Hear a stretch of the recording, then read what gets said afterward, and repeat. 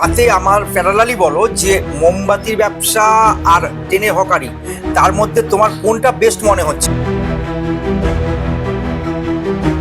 এখন per day বাবু কিরকম income হচ্ছে? এখন আমাদের তো আমি আরেকজনকে পেয়ে গেছি, যিনি খুব বেশি দিন কাজ করছে না, সবে শুরু করেছে। তো আমি বেশি না কথা বলে আমি শুনে নেবো তার মুখ থেকে। তো নমস্কার। নমস্কার। তো আপনার বাড়িটা বলুন কোথায়? আমার বাড়িটা গৌরদহ। আপনার নাম? রাজু হালদার। রাজু, তো তুমি আমার কাছে যে মোমবাতি ব্যবসা করছো, এটা কতদিন হলো করছো? আর মাস দুয়েক হবে। মাস দুয়েক হলো। তো মাস দুয়েকের মধ্যে তোমার মানে ফিডব্যাক কিরকম মনে হচ্ছে? মোটামুটি ভালো লাগছে, নিজের একটা পরিচয় করতে পারছি আস্তে আস্তে। আচ্ছা, উনি কে হন?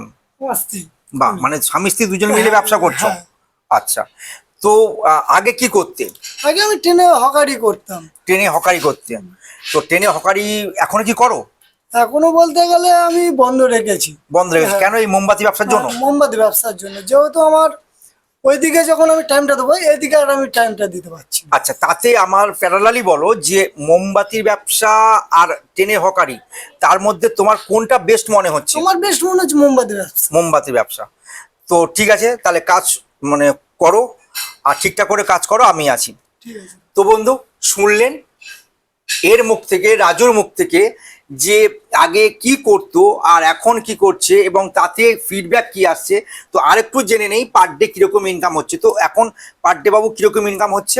এখন আমার তো আর খুব ডেভেলপ হয়নি, হ্যাঁ। মোটামুটি 600-700-800 এরকম এসছে। 600-700 এরকম এসে যাচ্ছে। গুড। ঠিক আছে তাহলে, ওকে, অনেক ধন্যবাদ।